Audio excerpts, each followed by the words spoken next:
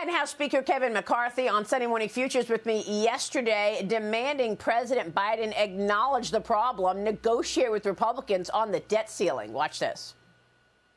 He needs to show leadership and come to the negotiating table instead of put us in default. This is risky what he's doing. He's threatening the markets. Think of his ideas. In the next month, if you actually have good credit, you pay more. If you have bad credit, you get a discount. Who believes in these type of ideas? Come to the table, negotiate, and do what is right. Joining me right now is New York Congressman and member of the Homeland Security, Transportation, Infrastructure, and Administration Committees, Anthony D'Esposito. Congressman, good to see you. Thanks very much for being here. Are you going to vote for the debt ceiling bill? What is your vote? Good morning, Maria. Yes, I've had conversations with a lot of my New York colleagues over the weekend. We've spoken with leadership, and we're looking forward to the Limit, Save, Grow Act of 2023. It has the potential to put $4.5 trillion back to taxpayers and back into our economy. You know, we've seen over the last few months, as our speaker has said, that the president has just ignored the opportunity to sit down, negotiate, and have a conversation with our leadership. And quite frankly, they've done a great job as, trying to cause havoc and create fear about defaulting. But the only ones that have been working to find a solution are the Republicans. Yeah, it's unbelievable. We're going to keep this watch on the president. It is more than 80 days at this point that he has not addressed Kevin McCarthy's plans to limit spending. Meanwhile, there's the corruption in Washington as well. Hunter Biden's legal team is going to be meeting with the Department of Justice lawyers this week, according to James Comer. Fox News is reporting that Hunter Biden could be facing 2 misdemeanor tax filing charges, a felony tax evasion charge, and a false statement charge over a gun purchase. We want to know about all of the influence peddling. Oversight Committee Chairman James Comer joined me yesterday on Sunday Morning Futures, and he says even more members of the Biden family will be exposed for having received money from foreign entities. Watch this.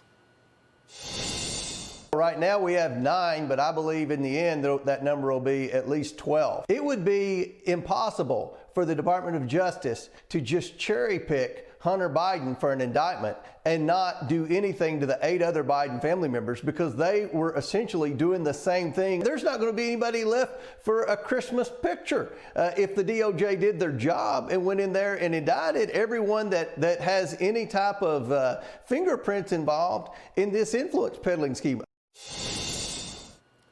So, Congressman, we're trying to understand what exactly China and the officials who sent millions of dollars to Biden family accounts, what were they paying for?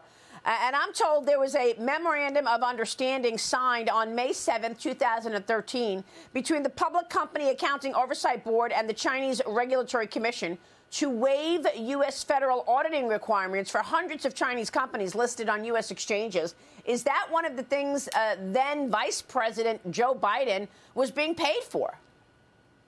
I think we are all trying to figure out what exactly the Biden family and their dealings are with communist China and other countries. The influence peddling that Chairman Comer refers to, he's done a great job, him and his committee, doing their best to hold everyone accountable. And listen, as someone who spent most of his adult life investigating crimes as a proud New York City detective, this case screams and it stinks of influence peddling. And I'm looking forward to those being held accountable over the next few weeks and the months to come, because we need to put America first, and quite frankly, they're putting us at risk. Yeah, Liz Peek, jump in here real quick, because what Comer told me yesterday is that there are 6 decisions that Biden made that they are investigating, that they are looking at. 6 decisions that could actually end up being 6 decisions that he was doing for that money. That was the payback. Yeah, Maria, I sort of hope that Comer doesn't get over his skis here. I really want to believe that we have the goods on all these Biden families receiving money from overseas ventures that have nothing to do with actual business contributions from these family members. And I also do believe that we have that President Biden has shown weakness vis-a-vis China. But I think we're a long way from really being able to say, OK, this is what this family member did wrong and this one They need to spool this out in a very legitimate and careful way.